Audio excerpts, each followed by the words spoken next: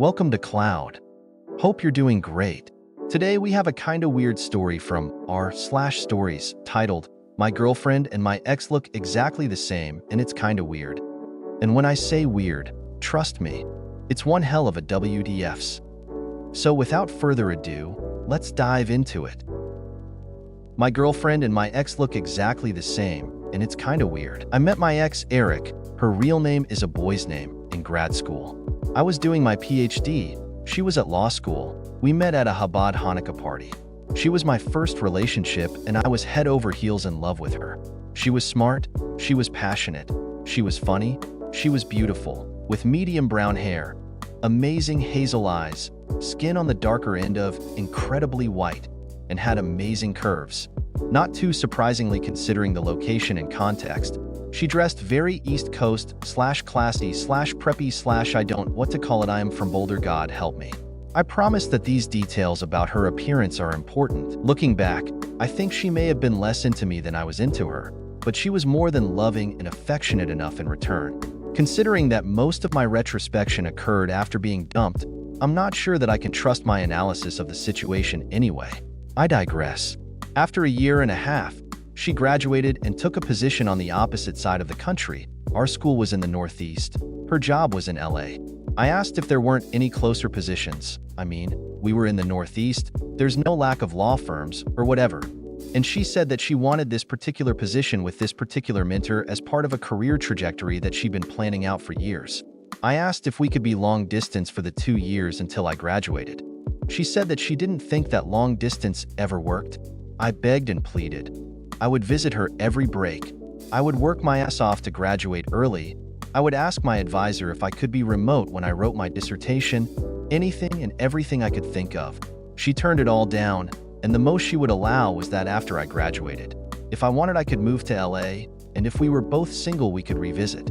Screw that, even if I didn't hate LA, but I would have moved there for Eric. I was in love, but I had some self-respect. I would love to say that after that I hit the gym, got a glow up, and started having threesomes with models every weekend. But what actually happened was that I got super depressed and lost myself in my work. I didn't date again for 3 years. After graduating, I got a postdoc at a national lab in Colorado.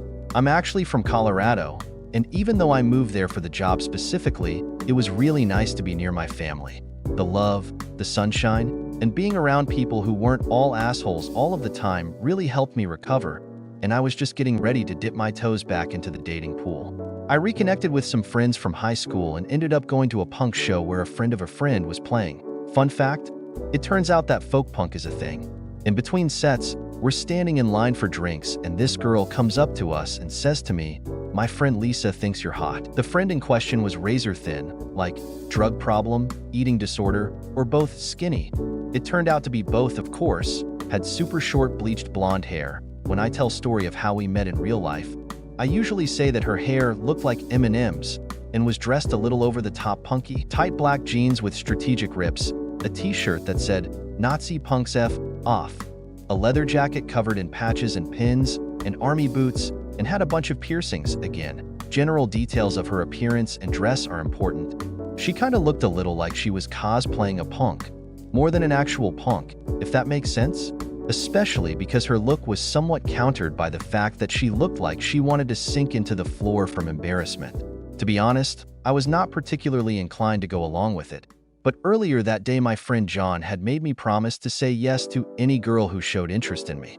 She wasn't smoking and didn't look gross. The 2 exceptions I was able to squeeze out of John. So why not? I went over, we chatted a little. Our 2 groups ended up staying together when the next band came on, so that the 2 of us could hang. After the show, she invited me back to her place. I told her that I wasn't that kind of gal, but that I'd love to see her again and asked to exchange phone numbers. She told me that she didn't have a phone, so I just told her the name of a nice coffee shop and 5 p.m. tomorrow. She said she was working then, but could I do 10 a.m. the next day? I said sure, fully expecting her not to show. But she did. She was even early. We ended up talking for the entirety of the day, transitioning from coffee to lunch to more coffee to a museum to dinner to a park. I didn't mean to, but I ended up telling her about Eric, and she gave me the details of her recent past. She was raised upper middle class in a well-to-do New York suburb, the oldest daughter of two very high-performing individuals who pushed her really hard as a kid. She went to an Ivy League school for undergrad, then another for med school, before having a nervous breakdown second year. She dropped out, cut off contact with her family, and moved away. She was homeless for a while, had some drug problems, and eventually drifted to Denver where she decided to get her shit together and went to paramedic school. It was weirdly personal for a first date, but by that point we'd been together for like 8 straight hours, and I didn't mind it. At 9 p.m., she told me she had to go because she had an early shift the next day, and she had tears in her eyes because she said she so wanted to see me again but didn't know how we'd stay in touch. I pulled out a burner phone I'd gotten her, pre-programmed with my phone number and the numbers of 2 good Korean places she'd mentioned at the concert missing Korean food. She started full-on ugly crying and I kissed her. Anyway, after that we started dating and she moved in with me faster than she should have, but I was living alone and her living situation was less than ideal. John, who had made me agree to talk to Lisa in the first place, told me half joking, half serious that he was kinda pissed that I found a girlfriend immediately instead of having some fun, and that this was not what he had intended. Screw John. As she started to get more comfortable with our relationship and in herself, she started getting less punky, growing her hair out, no longer bleaching it, wearing less makeup, taking out some piercings, etc. I want to emphasize that at no time did I tell her to do any of these things, though I'll admit that I did find her more attractive that way, and maybe she picked up on it. I think that a big moment happened when I brought her home to Passover Seder, and she saw how completely no one cared about her look. I grew up in Boulder, one of 6 children born to a pair of old hippies. Lisa spent an enormous amount of time trying to get ready for Seder, not knowing how to dress, wanting to go full punk, then wanting to go wearing formal evening wear, vacillating and driving me crazy. She kept asking me if this or that outfit was appropriate, and I told her that my parents were hippies from Boulder and that they wouldn't blink if she turned up naked and covered in menstrual blood as a piece of performance art. It's a sign of how stressed she was that she didn't laugh. She ended up wearing a simple black dress and no makeup, but left all of her facial piercings in and wore combat boots. I guess as a sort of compromise between her internal feeling that she needed to dress up for the holiday dinner and a sort of belligerence that she wasn't going to compromise her identity for my read. Projections of her family? Anyway, no one cared. When we walked in, my mom greeted her with a hug and told her how lovely she looked. In my slacks and polo shirt, I was the second most dressed up after my dad, with most of my siblings, in-laws, and nieces and nephews wearing jeans and a t-shirt. One sister-in-law was wearing an unzipped fleece over a bikini as she'd just come from the pool, and her husband was running late with clothes for her to change into. One sister was wearing a bathrobe. When my brother came in wearing a suit, Lisa started freaking out a little until he immediately threw off his coat and pulled his shirt tails out of his pants, complaining about having to dress up to go to district court. Somehow, the absolute level of acceptance made her feel less of a need to dress to distinguish herself, I guess? I don't get it, but I'm told it's not uncommon. I'm getting to a point, which is, within about a year of us dating, Lisa had gone back to med school, gained some weight, grown out her hair and brought it back to its natural brown color, removed most of her piercings, and started dressing normally, honestly, overdressing a little since she kept her East Coast style, though she still wore her leather jacket out most of the time. Her skin also darkened a little after she stopped pulling night shifts and started going on some more hikes. She still has naturally pale skin, but she stopped looking like a leukemia patient and even developed a bit of a tan. This description may sound a little familiar to those reading along, but I didn't really notice it at the time. Anyway, we've been dating for about 2 years, and right now we're back east for the wedding of a good friend of mine from grad school. Lisa came along as my +1, but after a lot of discussion she decided that this was a good opportunity to re-establish contact with her family, since I'd be there to support her, and she'd have a rock-solid excuse to leave after a couple days. This is the first time she's been back since leaving, and her only contact with her family for 4 years has been postcards and a little bit of texting to coordinate this visit. There was a lot of crying, a lot of reconciliation, and her parents took me aside and told me, "Thank you for bringing our daughter back."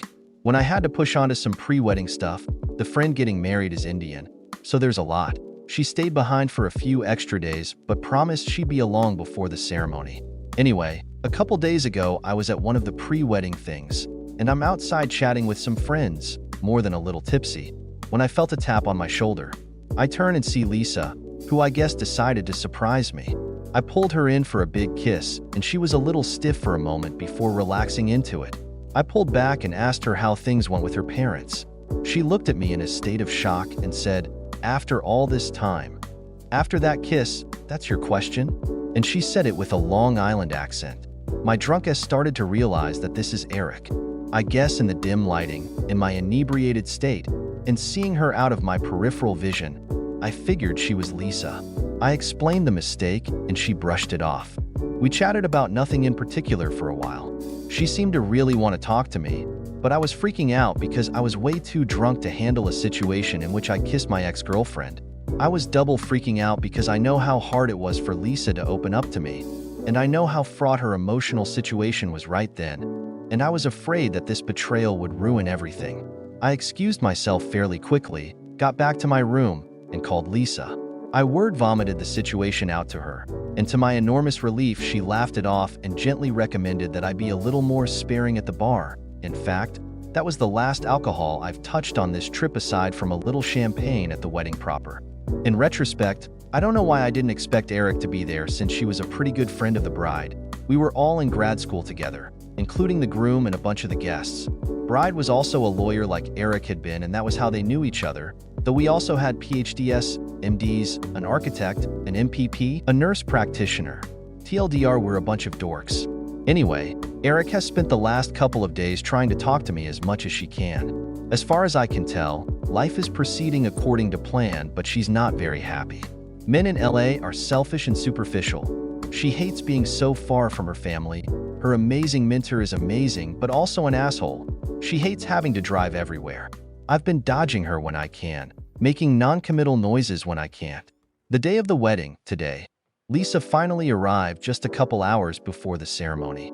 I've been keeping her apprised of the situation, and her interpretation is that for Eric, I'm the one that got away, and if she just stayed with me, literally everything in her life would be better, which is obviously bullshit, but even smart people can believe bullshit when they want to. For the ceremony, Lisa decided to wear a sari, as did most of the women attending. The bride recommended a particular shop that had a lot of experience clothing white women in saris and gave everyone a bulk discount for the wedding. And she got one in an amazing green that really brought out the green in her eyes. The ceremony was great, and in the mingling afterwards there was a moment when I came back from the bathroom and spotted Lisa from behind. I came up and slipped my arm around her waist. But then Lisa came up in front of us, and she dropped her glass of champagne in shock. I looked at the woman I've got my arm around, and it was also Lisa, except that Lisa had helix piercings, and while this woman only had rings in her earlobes, or at least in her left earlobe, which was the only one I could see. Immensely confused, I withdrew my arm and then looked at Eric, and then back at Lisa. I took a few steps back. I swear to God, they looked like the same person. Normally, they probably would have looked like sisters. It was hard for me to tell when I wasn't seeing them side by side. But with identical makeup and wearing identical dresses in an identical color, they looked the exact same. I love Lisa more than life itself, but if it wasn't for the earrings, I really don't think I would have been able to tell the difference. At this point, we've attracted an audience, probably drawn by the breaking glass. I wasn't the only person who was weirded out, and a lot of phones came out. After I don't know how long, probably like 20 seconds, though it felt like approximately 3 hours. The actual wedding photographer came over, no doubt drawn like a shark to the blood of good pictures. I quickly went over to Lisa and suggested that we head somewhere quiet for a moment, which we did. I started apologizing for touching my ex so closely again, but Lisa cut me off and told me that if she wasn't herself, she would have believed that I was standing there with her. She said that she had a weird, surreal moment where she felt like she was out of her body, or maybe she was dreaming. But then she snorted and kissed me and told me to be careful not to get any goatee hairs in my mouth. When I protested that she was obviously the good twin, she gave me a wicked grin and told me that she'd have to work on convincing me otherwise. We went back to the main area, and I resolved not to break physical contact with Lisa for the rest of the trip. I haven't seen Eric again since. That was a few hours ago. We're back in our room, and Lisa put in the effort to make sure I understand how thoroughly evil she is. But I can't sleep and just had to write this all down to try and order things out in my own head. I'm sorry if all the background I gave about Lisa was unnecessary. I guess I was just trying to explain that when I started seeing her, she looked nothing like Eric, and that the change was so gradual that I didn't notice. I'm also really nervous that Lisa actually was hurt by me being with Eric and is just putting on a good face. Anyway, we're here for 2 more full days, and I've decided that I'm going to continue the whole "don't leave physical contact with Lisa" thing until we're on the plane. Sorry, but gonna have to leave you on a cliffhanger. Like and subscribe for part 2. And thanks a lot for watching. Wishing you lots of joy, and until next time, goodbye.